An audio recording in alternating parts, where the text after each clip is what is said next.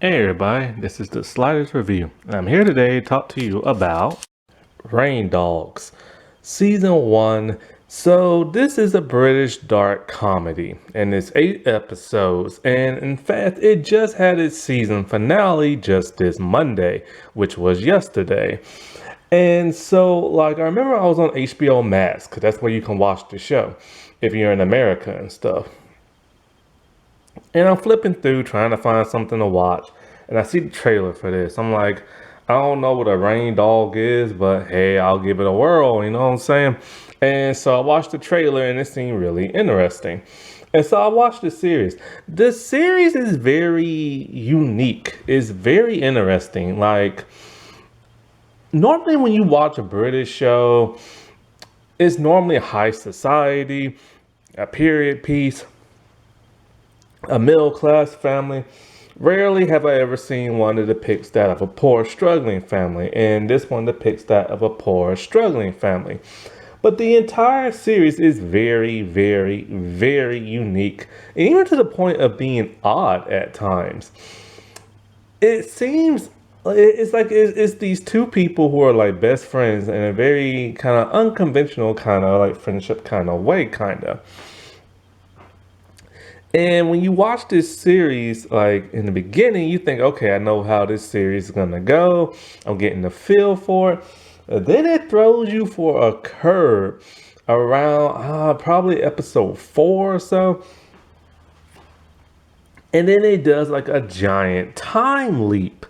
And before it does the giant time leap, it's kind of like at first I was getting annoyed by one episode during the time jump because it's kind of like, okay, if this is supposed to be like a struggling family, now they're just having everything handed to them and everything's fine, but it's not fine. And then that whole year time jump, a lot of bad stuff happens during that time.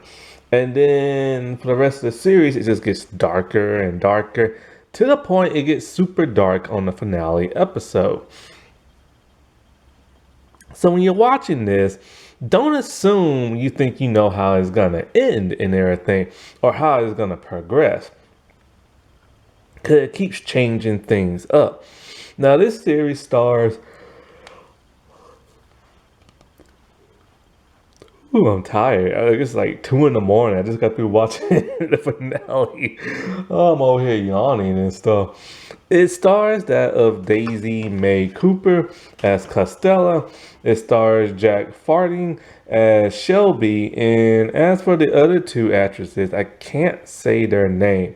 But one plays Gloria and the kid plays Iris. The kid is actually, this is her first ever like anything acting. And she does a really good job. See, wrestlers, it's not that hard. It's not that hard to act. If this little girl can do it, y'all can do it. You hear that, John Cena and The Rock? It ain't that difficult, man. If she can do it, you can do it. And so, like, this is my first time seeing any of these people in anything, and they do such a good convincing.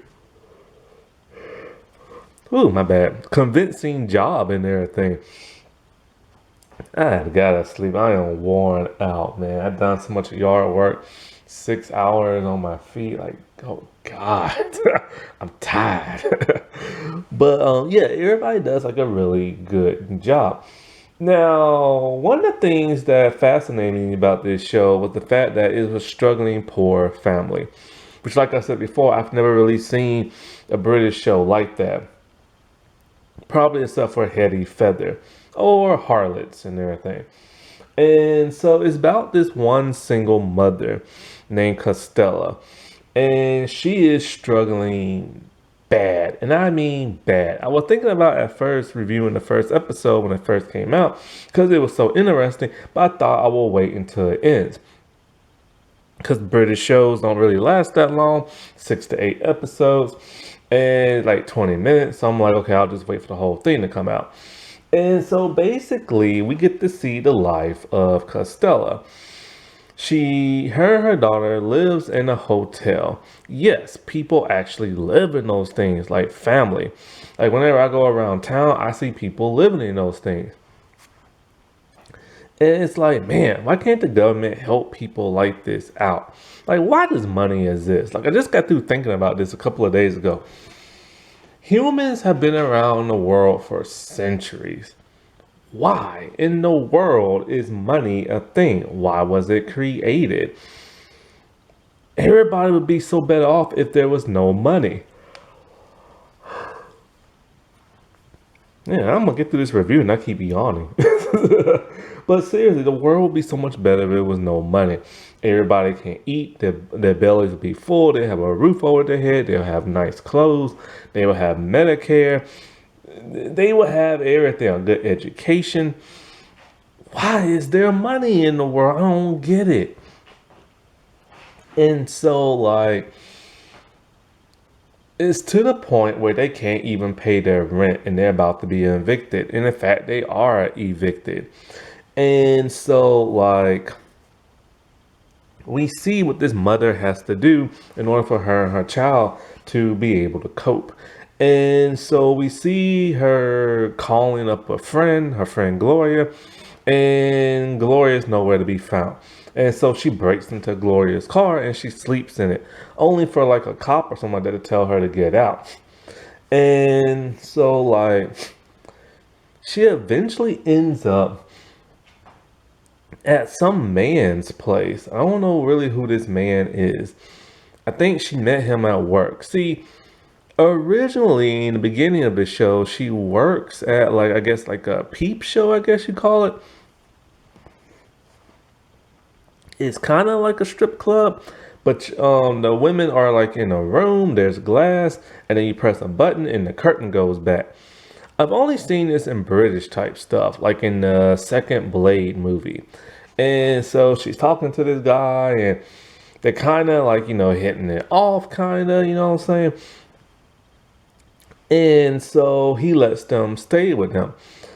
And I'm just thinking to myself, dude, you don't know this man. He went to a peep show and he invited you back to his place. Why in the world would you take your child there? But they're desperate. And I'm just kind of like, you couldn't find like a Waffle House or a Denny's or something like that to spend the night. And so the child's in one room and those two are like, in another room. And then he starts to act a little pervy towards her. I think he's touching himself. This freaks her out because even though she works at a peep show, she's not that type of person. She has standards. And so she gets her daughter and she gets out. And so where she ended up next is very ironic. See, I haven't talked about this other character. There's another character who's a main character on the show called Shelby. Shelby is a very unique and interesting man.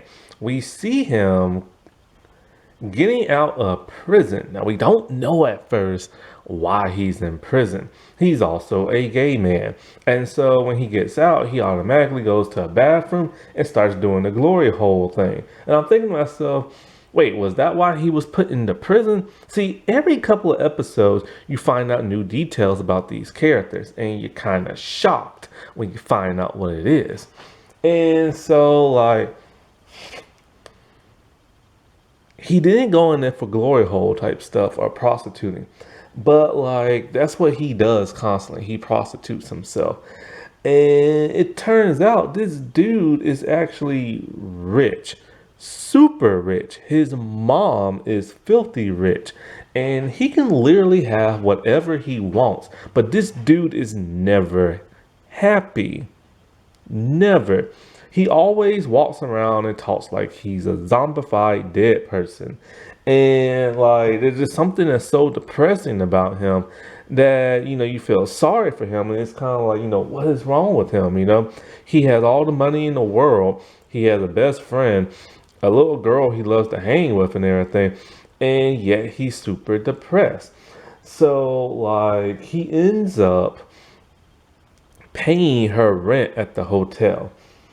And so like And it's funny how that scene is like, handled because it's kind of like you have like the police, you have the landlord, they're banging on the door, and she just opens up and she just gives him the money and she stays there. And so you think it's gonna be like a comedy, but no, it gets darker and darker. It's more serious than that. And so like the mother, she wants to provide for her daughter the best way she can, but she knows she can't. And every day the struggles are real. And she hates her life and she hates what she's doing to her daughter. Now, her daughter kind of knows what's going on and kind of doesn't. Her daughter has no idea she works at a peep show. But her daughter does, is used to them going from one place to another. She's used to that poor lifestyle. It's like every day to her. And so, like, one of the scenes that was odd is when Shelby is hanging out, like, it looked like he's hanging out at a park and he's waiting for these school kids to get out. And then he just walks up to, like, Iris and just starts talking to her. And all I could think is, okay, they know each other. But like, isn't everybody creeped out that this man just started walking up to a kid and then he gives her money? And so like he loves her to death. Now this is what's so confusing. More like he loves her a little too much. Is he the father? Now he's gay. That don't mean nothing. It's never truly explained who her father is or why Shelby loves her so much. One episode, he tells Costello, "Don't take my daughter away from me." So I'm thinking, wait, hold up. Is he the father?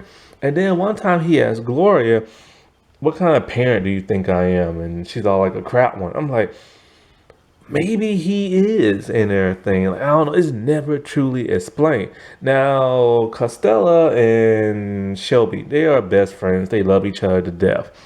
And they're always trying to help each other out. They always have each other's back. And so, like, is they get along so well to the point where when they start to have problems, it's like, wait, what is bringing this on exactly? So anyway, there's another friend in the show, Gloria. She's the best friend of Costello. Basically, she's just there in the show. She's kind of more like a recurring character. When we first see her, I thought she was a prostitute because of the way she was dressed. She was slumped over in like, I guess like a telephone booth. And I thought she had just had like a night out, like doing business. Apparently she's just a drunk and sleeps around and stuff. But she works at her father's mortuary and she hates it. And so like basically she's there for like moral support, and she loves Iris to death as well, even to the point where she calls her like, her niece and stuff like that. And so she meets a guy and at the mortuary and they do it. And during the time jump, she ends up pregnant.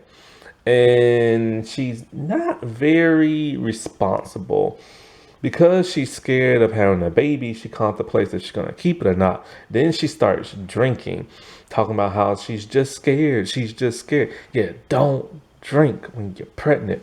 So when her and the rest of them was driving around, she was speeding and swerving around, goofing around to the point where the cop pulls over, arrests her.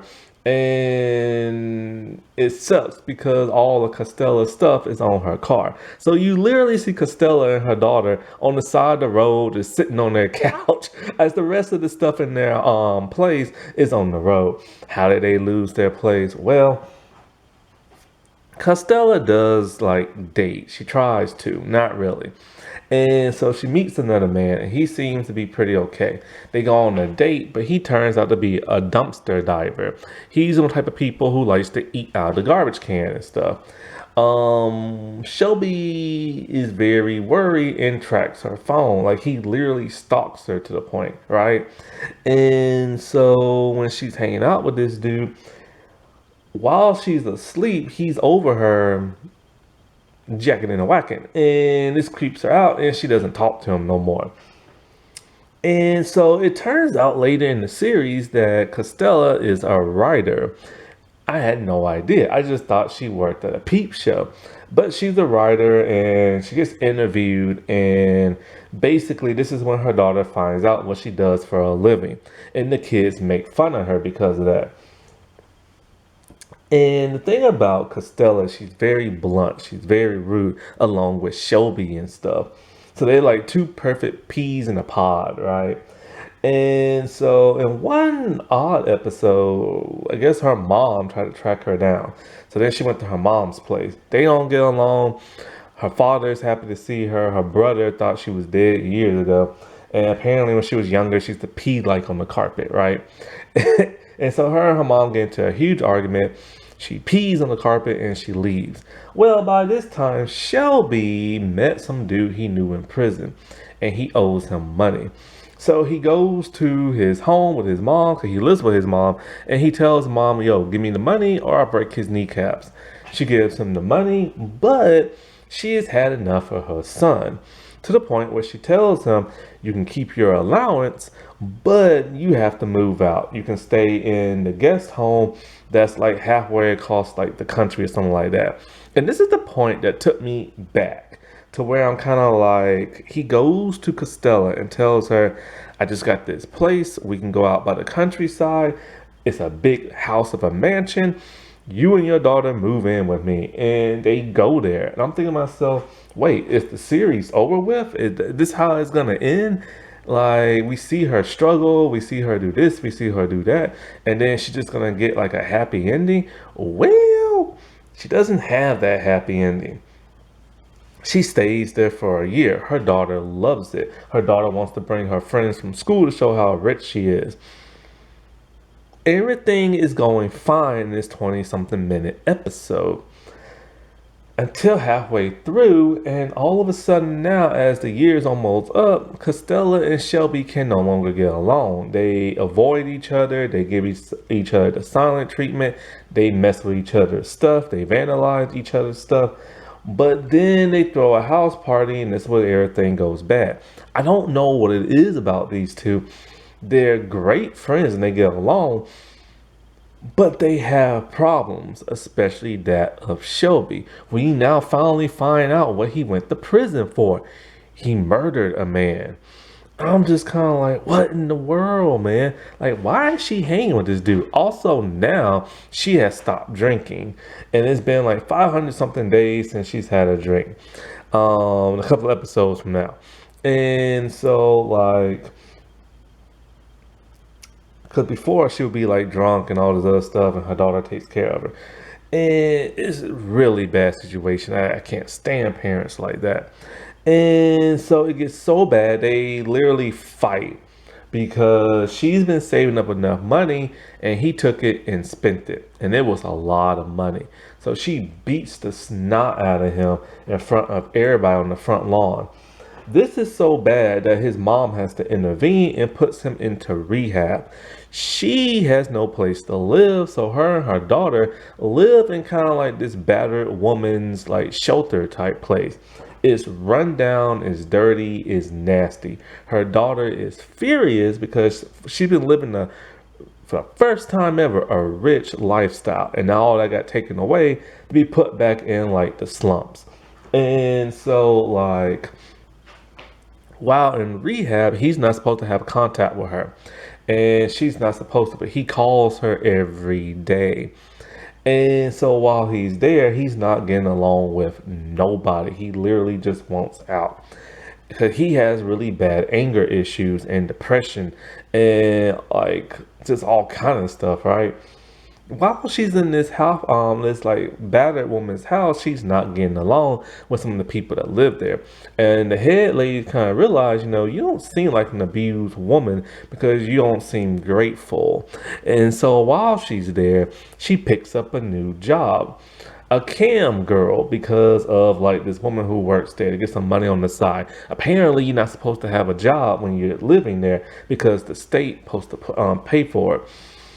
So the webcam thing is very bizarre because it's men calling in because they want to hear about how bad somebody beat you up and then they smack to it. It's bizarre. It's weird. And so while she gets like a other job, I guess she kind of like, because she bopped from job to job, right? Also, when she was living in the mansion, she had finally started doing her writing stuff and she was about to sell her work. Only problem is she messed it up because of her blunt personality. So now they don't want to work for her and publish her stuff. And so, like, it's never really explained what exactly she writes. And it kind of is and kind of not. And so the halfway house burns down. And it's to the point where she doesn't want to go with the rest of the women to the new place. She just wants to leave because she hates that place. And so she moves into some bizarre place. I have no idea where she lives, but it's like for really, really, really, really poor people and stuff. Her daughter is still furious and mad because she doesn't like the idea of being poor again. And it's at this point where Costella is starting to drink again because her life is in shambles and she's just giving up. I haven't talked about Gloria much because, like I said, Gloria don't do nothing in this show. So, like, it's to the point where she's passed out on the couch and her daughter has to take care of her. Her daughter even throws out her liquor bottles and stuff, but her mom keeps buying more. Well, it's to the point where Shelby smuggled in a cell phone and he called and Iris picked up and says, mom's like started drinking again. We need you, this and that. So he leaves the rehab place and he goes looking for her. And so, like, it's weird because he's not supposed to have no contact with her. We don't know what his problems are. He doesn't want to talk to people about them and everything. He has a very charming way of making people kind of like, change the subject of what they're supposed to talk to him about and stuff. He even attacked the counselor dude because the counselor dude brought up Iris and he hates when people bring up Iris and stuff. And he has some serious problems. Not to mention he murdered, somebody. And so Costello does not need him in her life because he's a dangerous man, you know what I'm saying? Well, anyways, she starts working as a tax collector, but she gets fired the first day because of her personality. Then, when things are going worse for her, she decides to beg for her job back. But then she gets fired again because she's just terrible at it. That and she didn't help the other tax collector when he got his butt kicked by these people and bleeding everywhere.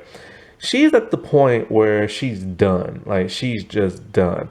She's giving her daughter a crappy lifestyle, because her daughter is really upset. She's back to drinking. Like I said, Gloria don't do nothing in the show.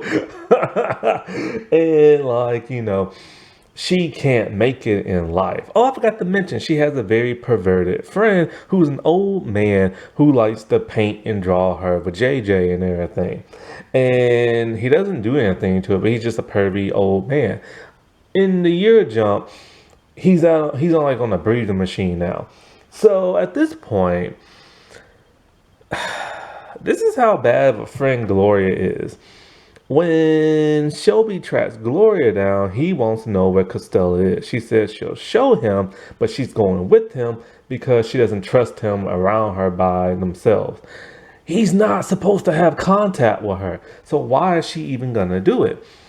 And so her, the old pervy man, and Shelby, they all drive there.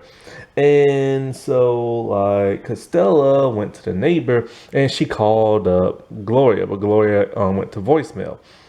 She tells her, can you take care of Iris for me? Because she just can't do it no more. She's too terrible of like a parent. And she tries to off herself with alcohol and pills and stuff. Shelby hears this message and he races to her. They barge into her place, kick the door down, and then they make her throw up, all the stuff that she took. And it's weird how it ends after that. It basically ends with them all talking to each other and her talking about, I really wasn't gonna do myself in, but she was and everything. And so he's all like, maybe I should stay here and just make sure y'all all right. And then it ends. And it's just kind of like, huh? So they're back to being friends. They're back to hanging out because he needs her and Iris in his life. And deep down inside, she needs him as well. But they're so toxic for each other. And so this is, like I said before, it's a very unique and interesting and very deep series. The only problem I have with it is the constant shift in like focus. Like at first, I thought I was gonna watch a show with a very struggling mother and her daughter, which you do, like you do.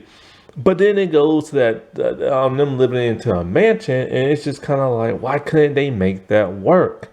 Like, what is it about those two that they can't get along with each other? And this has happened before. Like, the mother has pointed that out. And then, the time jump happens, and it's just like, man, all this time has passed. And so, like, you get the montage of them, like, not getting along and stuff like that, and also getting along. Then it goes from that to where she's bopping from like place to place, job from job, but she is better off without him.